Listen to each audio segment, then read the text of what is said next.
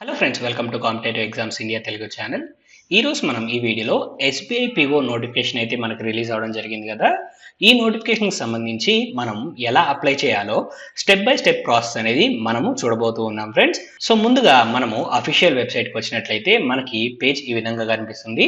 మీరు ఈ నోటిఫికేషన్కి అప్లై చేసుకోవాలి అనుకున్నట్లయితే అప్లై చేసుకోవడానికి కావాల్సిన లింక్ అనేది కింద డిస్క్రిప్షన్లో నేను ప్రొవైడ్ చేస్తాను. అండ్ ఈ నోటిఫికేషన్కి సంబంధించి కంప్లీట్ డీటెయిల్స్ తెలుసుకోవడానికి మన ఛానల్లో ఆల్రెడీ వీడియో అనేది పోస్ట్ చేయడం జరిగింది. ఆ వీడియో లింక్ కూడా నేను డిస్క్రిప్షన్లో ప్రొవైడ్ చేస్తాను. అండ్ అలానే ఐకార్డ్లో కూడా మెన్షన్ చేస్తాను ఫ్రెండ్స్. మీలో ఎవరైనా నోటిఫికేషన్ వీడియో మిస్ అయినట్లయితే నోటిఫికేషన్ వీడియో కూడా మీరు మన ఛానల్లో చూడొచ్చు. సో ముందుగా మనం ఈ పేజ్లోకి వచ్చిన తర్వాత ఇక్కడ click here for new registration కనిపిస్తుంది కదా, ఇక్కడ మనం క్లిక్ చేసి మనము రిజిస్టర్ చేసుకోవాల్సి ఉంటుంది. సో ఇక్కడ క్లిక్ చేయగానే మనకి పేజ్ అనేది ఈ విధంగా ఓపెన్ అవుతుంది ఫ్రెండ్స్. ఇక్కడ మన బేసిక్ డీటెయిల్స్ అనేవి ప్రొవైడ్ చేయాల్సి ఉంటుంది. సో డీటెయిల్స్ మనం ఇక్కడ గమనించినట్లయితే మన నేమ్ అనేది ఇక్కడ ఫస్ట్ నేమ్ ప్రొవైడ్ చేయాలి. 10th క్లాస్లో ఏ విధంగా అయితే ఉందో అదే విధంగా మన నేమ్ అనేది ప్రొవైడ్ చేయండి. సో ఇక్కడ నా నేమ్ అనేది ప్రొవైడ్ చేస్తున్నాను, first name. And next second దాని కింద ఉన్న బాక్స్లో మన ఫస్ట్ నేమ్ అనేది కన్ఫర్మ్ చేయాలి. అండ్ మిడిల్ నేమ్ కూడా ఇక్కడ మనము ప్రొవైడ్ చేయాల్సి ఉంటుంది. అండ్ మిడిల్ నేమ్ ని ఇక్కడ కన్ఫర్మ్ చేయండి. సో 10th క్లాస్లో ఏ విధంగా అయితే ఉందో అదే విధంగా ఇక్కడ ఈ ఫుల్ నేమ్ దగ్గర మనకు కనిపించాలి ఫ్రెండ్స్. ఆ విధంగా మీ నేమ్ అయితే ఇక్కడ ప్రొవైడ్ చేయండి. అండ్ నెక్స్ట్ ఇక్కడ మనం మొబైల్ నెంబర్ అనేది ఇవ్వాలి. అండ్ నెక్స్ట్ మన మొబైల్ నెంబర్ అనేది కన్ఫర్మ్ చేయాలి. అంటే మరొకసారి మన ఫోన్ నెంబర్ అనేది అక్కడ ప్రొవైడ్ చేయాలి ఫ్రెండ్స్. ఇన్ కేస్ మీకు వేరే ఆల్టర్నేట్ నెంబర్ ఏదైనా ఉన్నట్లయితే ఆ నెంబర్కి సంబంధించి కూడా ఇక్కడ ఇన్ఫర్మేషన్ ప్రొవైడ్ చేయొచ్చు. ఈ రెడ్ కలర్ స్టార్ కనిపిస్తుంది కదా ఫ్రెండ్స్, ఈ రెడ్ కలర్ స్టార్స్ ఏవైతే ఉన్నాయో ఇవన్నీ మ్యాండేటరీగా మనం ఫిల్ చేయాలి. రెడ్ కలర్ స్టార్స్ లేనివి మనము ఫిల్ చేయకపోయినా పర్లేదు. అండ్ నెక్స్ట్ ఇక్కడ ఈమెయిల్ ఐడి అనేది మనం ఇక్కడ ప్రొవైడ్ చేయాలి friends. Email ID, phone number అనేవి వర్కింగ్ కండిషన్లో ఉన్న ఈమెయిల్ ఐడీస్ అనేది ఇవ్వండి. ఇక్కడ డొమైన్ అనేది సెలెక్ట్ చేసుకోవాలి ఫ్రెండ్స్. సో డొమైన్ సెలెక్ట్ చేసుకోండి. ఆ నెక్స్ట్ మనం ఇక్కడ ఈమెయిల్ ఐడి అనేది కన్ఫర్మ్ చేయాల్సి ఉంటుంది. సో ఈమెయిల్ ఐడి కన్ఫర్మ్ చేసుకున్న తర్వాత నెక్స్ట్ సెక్యూరిటీ కోడ్ అనేది మనం ఇక్కడ ఇవ్వాలి. సేవ్ అండ్ నెక్స్ట్ పైన క్లిక్ చేసినట్లయితే మనము సెకండ్ స్టెప్ కి మూవ్ ఆన్ అవుతాం ఫ్రెండ్స్. సెకండ్ స్టెప్ కి వెళ్ళడానికి ముందు మీ name, phone number, email ID అనేవి ఒకసారి క్రాస్ చెక్ చేసుకొని సేవ్ అండ్ నెక్స్ట్ పైన క్లిక్ చేయండి. ఎందుకంటే ఫర్దర్ గా కమ్యూనికేషన్స్ అన్ని mail ID and phone number తోటైతే మనకి రావడం జరుగుతుంది కదా. సో ఇలా కన్ఫర్మేషన్ చేసుకున్న తర్వాత ఓకే పైన క్లిక్ చేసినట్లయితే మనము సెకండ్ స్టెప్కి అయితే వెళ్తాం ఫ్రెండ్స్. ఇక్కడ మన ఫోటో అండ్ సిగ్నేచర్ అనేవి అప్లోడ్ చేయాల్సి ఉంటుంది. చూస్ ఫైల్ పైన క్లిక్ చేసి మన ఫోటో అనేది సెలెక్ట్ చేసుకోవాలి. సో ఫోటో అనేది ఈ విధంగా నీట్గా డిస్ప్లే అవ్వాలి ఫ్రెండ్స్. అండ్ అలానే ఇక్కడ చెక్ బాక్స్ పైన క్లిక్ చేయండి. I confirm that this is my valid photo అని చెప్పేసి. అండ్ నెక్స్ట్ సిగ్నేచర్ అనేది అప్లోడ్ చేయాలి ఫ్రెండ్స్. మన సిగ్నేచర్ని సెలెక్ట్ చేసుకొని ఓపెన్ కొట్టినట్లయితే మనకి ఈ విధంగా మన సిగ్నేచర్ అనేది క్లియర్గా కనిపించాలి. అండ్ ఇక్కడ కూడా చెక్ బాక్స్ పైన క్లిక్ చేయండి ఫ్రెండ్స్ కన్ఫర్మేషన్ కోసం. ఈ రెండు చెక్ బాక్స్లు క్లిక్ చేసిన తర్వాత నెక్స్ట్ పైన మనం క్లిక్ చేసినట్లయితే థర్డ్ స్టెప్కి మనం మూవ్ ఆన్ అవుతాము. ఇక్కడ మన రిమైనింగ్ డీటెయిల్స్ అనేవి ప్రొవైడ్ చేయాలి. సో కేటగిరీ అనేది మనం ఇక్కడ సెలెక్ట్ చేసుకోవాల్సి ఉంటుంది. జనరలా, ఓబీసీనా, ఈడబ్ల్యూఎస్ఆ, ఎస్టీనా, ఎస్సీఆ అని చెప్పేసి. సో ఇక్కడ నేను జనరల్ అనేది తీసుకోవడం జరుగుతుంది ఫ్రెండ్స్. క్లిక్ చేయగానే మనకి ఇక్కడ కన్ఫర్మేషన్ అడుగుతుంది. సో కన్ఫర్మ్ చేసినట్లయితే మనము ఫర్దర్ గా ఫిల్అప్ చేయొచ్చు. మీరు ఇన్ కేస్ ఎస్సీ అయితే ఎస్సీ, ఓబీసీ అయితే ఓబీసీ, మీరు ఏ కేటగిరీకి సంబంధించిన వారైతే ఆ కేటగిరీ సెలెక్ట్ చేసుకోవచ్చు. ఇన్ కేస్ మీరు ఎస్సీ ఎస్టీ అయినట్లయితే మీకు ఇక్కడ సబ్ క్యాస్ట్ అనేది మనకి ఇక్కడ అడగడం జరుగుతుంది. మీ క్యాస్ట్ నేమ్ అనేది ఇక్కడ మీరు ప్రొవైడ్ చేస్తే సరిపోతుంది. సో నెక్స్ట్ ఇక్కడ నేను జనరల్ సెలెక్ట్ చేసుకొని మూవ్ ఆన్ అవుతున్నాను. Are you a person with benchmark disability అని చెప్పేసి మనకి ఇక్కడ అడుగుతుంది. సో మీకు మీరు ఫిజికల్లీ ఛాలెంజ్డ్ అయితే ఎస్ అని, ఇన్ కేస్ కాకపోతే నో అని ఇవ్వండి. అండ్ నెక్స్ట్ మనం మూవ్ ఆన్ అయినట్లయితే మనకి రిలీజియన్ కి సంబంధించి మనకు డీటెయిల్స్ అడుగుతుంది. హిందూ అనేది ఇక్కడ నేను సెలెక్ట్ చేసుకుంటున్నాను. Whether you belongs to religion minority community అని చెప్పేసి అడుగుతుంది ఫ్రెండ్స్. సో నేను కాదు కాబట్టి నో అని చెప్పేసి ఇస్తున్నాను. Are you an ex service man అని చెప్పేసి అడుగుతుంది. సో ఆర్మీలో వర్క్ చేసి రిటైర్ అయిన క్యాండిడేట్స్ ఎవరైనా అప్లై చేస్తున్నట్లయితే ఎస్ ఇవ్వండి. ఇన్ కేస్ కాకపోయినట్లయితే నో అని చెప్పేసి ఇక్కడ సెలెక్ట్ చేసుకోండి. అండ్ నెక్స్ట్ ఇక్కడ మనం చూసినట్లయితే ఫ్రెండ్స్ నెంబర్ ఆఫ్ అటెంప్ట్స్ కి సంబంధించి మనకైతే ఇక్కడ అడగడం జరుగుతుంది. So in case general candidates కి మనకి 4 అటెంప్ట్స్ వరకు లిమిట్ ఉంది, ఓబీసీకి 7 అటెంప్ట్స్ వరకు లిమిట్ ఉంది కదా. సో అందుకని మనము ఇంతకు ముందు ఎస్బీఐ పిఓకి సంబంధించి మనం ఎన్నిసార్లు అటెంప్ట్ చేసామో ఇక్కడ ప్రొవైడ్ చేయాలి ఈ బాక్స్ లో. సో ప్రిలిమినరీ ఎగ్జామ్ రాస్తే అది కౌంట్ చేయాల్సిన అవసరం లేదు, ఓన్లీ మెయిన్స్ ఎగ్జామ్ రాసినప్పుడు మాత్రమే అది మన అటెంప్ట్స్ కింద కౌంట్ చేసుకొని ఇంతకుముందు మీరు ఎన్నిసార్లు అయితే మెయిన్స్ అనేది రాశారో ఆ రాసిన దాని ప్రకారంగా ఇక్కడ నెంబర్ అనేది ప్రొవైడ్ చేయండి. సో నేను ఎగ్జాంపుల్ గా ఒక 2 అనేది అయితే నేను ఇక్కడ తీసుకుంటున్నాను. ఇన్ కేస్ మీరు అసలు ఇప్పటి వరకు మెయిన్స్ ఎగ్జామ్ రాయకపోయినట్లయితే మీరు డైరెక్ట్ గా 0 ఇచ్చేసేయచ్చు, కానీ బ్లాంక్ గా మాత్రం ఉంచకూడదు.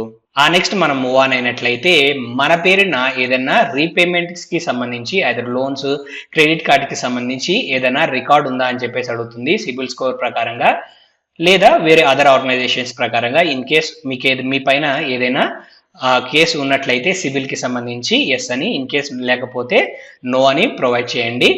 అండ్ అలానే మీ క్యారెక్టర్ కి సంబంధించి ఏదైనా పోలీస్ కేసులో మీరు ఇన్వాల్వ్ అయి ఉన్నారు, మీ పైన ఏదైనా ఎఫ్ఐఆర్ అనేది రిజిస్టర్ అయ్యి ఉందా లేదా అని మనకి ఇక్కడ అడుగుతాం జరుగుతుంది. సో వాటికి సంబంధించి మీరైతే ఇక్కడ డీటెయిల్స్ ఇవ్వండి, ఇన్ కేస్ ఉంటే ఎస్ అని లేకపోతే నో అని చెప్పేసి ఇక్కడ ప్రొవైడ్ చేయండి. అండ్ అలానే ఇక్కడ నెక్స్ట్ బాక్స్ లో మీరు ఎస్బీఐలో క్లరికల్ క్యాడర్ లో వర్క్ చేస్తున్న ఎంప్లాయా అని చెప్పేసి అడుగుతుంది. ఇన్ కేస్ మీరు ఎంప్లాయ్ అయినట్లయితే ఎస్ అని లేకపోతే నో అని చెప్పేసి ఇక్కడ ఇవ్వండి. అండ్ అలానే ఆఫీసర్ క్యాడర్ లో మీరేమన్నా ఎస్బీఐలో వర్క్ చేస్తున్నారా అని చెప్పేసి అడుగుతుంది. సో ఇక్కడ ఎస్ అయితే ఎస్ అని, నో అయితే నో అని చెప్పేసి ఇక్కడ ప్రొవైడ్ చేయండి. అండ్ నెక్స్ట్ ఇక్కడ మీరు ఇంతకు ముందు క్లరికల్ క్యాడర్ లో ఎస్బీఐలో వర్క్ చేసిన వారా అని చెప్పేసి అడుగుతుంది.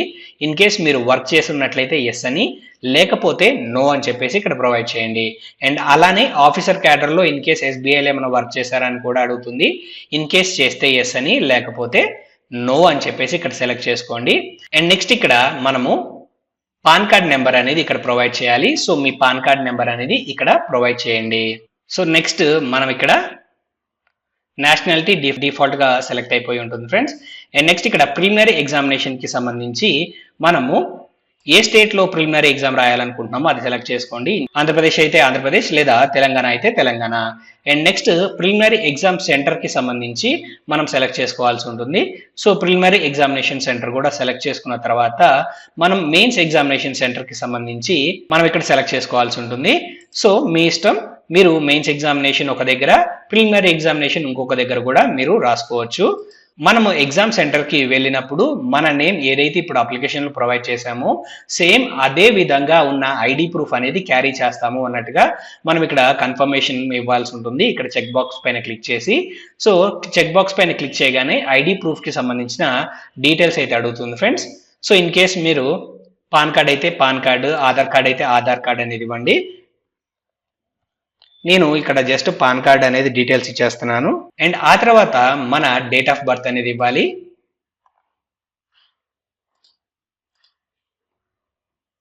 సో డేట్ ఆఫ్ బర్త్ అనేది ఇక్కడ సెలెక్ట్ చేసుకోండి ఫ్రెండ్స్.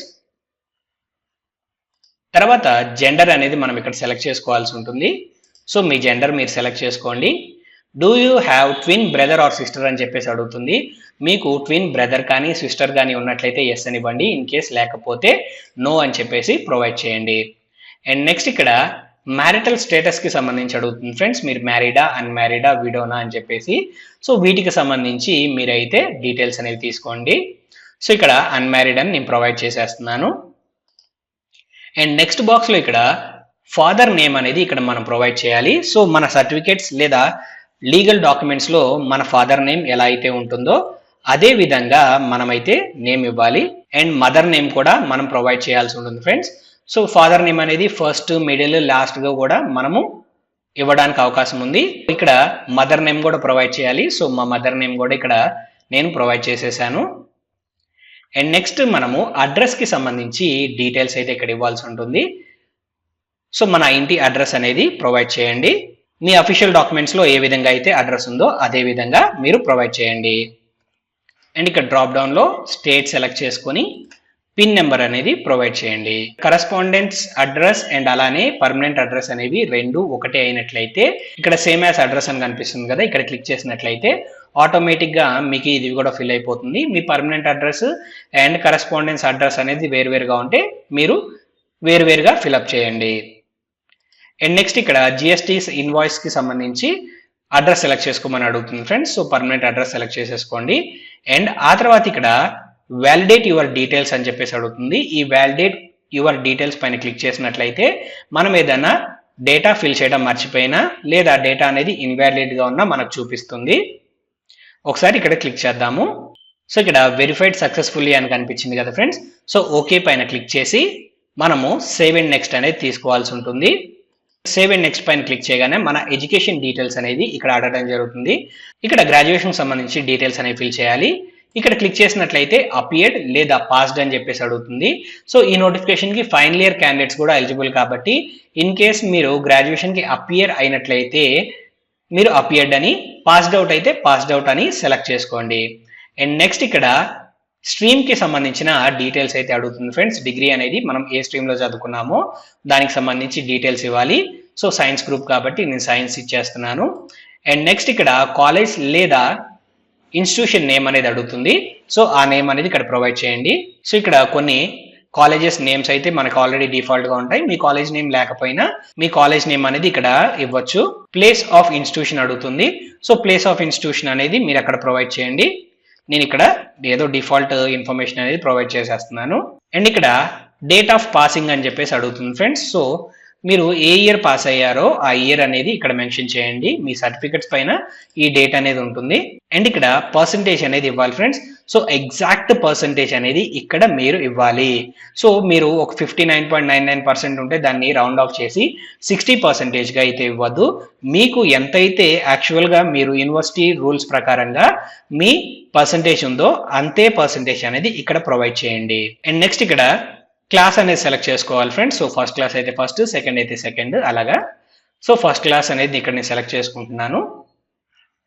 అండ్ మీకు పోస్ట్ గ్రాడ్యుయేషన్ కంప్లీట్ చేసుకున్నట్లయితే పోస్ట్ గ్రాడ్యుయేషన్, ఏదైనా ప్రొఫెషనల్ క్వాలిఫికేషన్ ఉంటే ప్రొఫెషనల్ క్వాలిఫికేషన్ సంబంధించి డీటెయిల్స్ అనేవి ప్రొవైడ్ చేయొచ్చు. అండ్ ఇక్కడ నెక్స్ట్ మనం మూవ్ ఆన్ అయినట్లయితే లాంగ్వేజెస్ నోన్ కి సంబంధించి మనకి డీటెయిల్స్ ఫ్రెండ్స్. సో నాకు ఇంగ్లీష్ తెలుసు కాబట్టి ఇంగ్లీష్ ఇక్కడ సెలెక్ట్ చేస్తున్నాను. Read, right and speak. Telugu కూడా తెలుసు కాబట్టి తెలుగు కూడా నేను ఇక్కడ రీడ్, రైట్, స్పీక్ తీసుకుంటున్నాను. మీకు ఇంకా వేరే అదర్ లాంగ్వేజ్ తెలిసినట్టయితే ఆ లాంగ్వేజ్ కూడా ఇక్కడ ప్రొవైడ్ చేసి మీరు డీటెయిల్స్ అనేవి ఫిల్అప్ చేయొచ్చు. సో నెక్స్ట్ ఇక్కడ వ్యాలిడేట్ యువర్ డీటెయిల్స్ పైన క్లిక్ చేస్తే ఇన్ కేస్ మనం ఏదైనా ఇంపార్టెంట్ డీటెయిల్స్ మిస్ అయినట్లయితే మళ్ళీ ఒకసారి మనకు చూపిస్తుంది.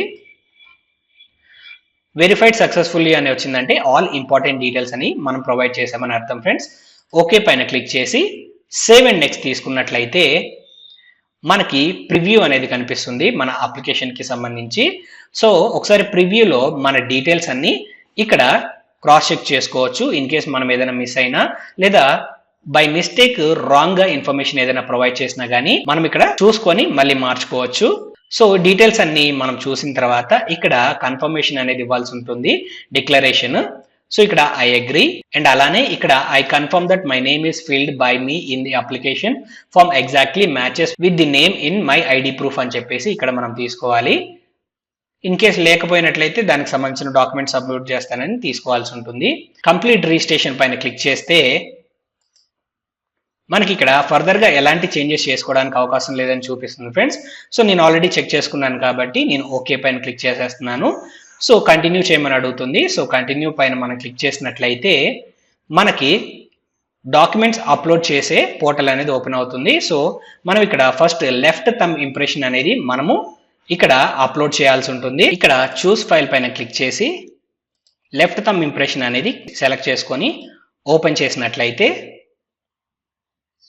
మనకి ఈ విధంగా ప్రివ్యూ అనేది కనిపించాలి ఫ్రెండ్స్. అప్పుడే మన ఫైల్ అనేది అప్లోడ్ అయినట్టు.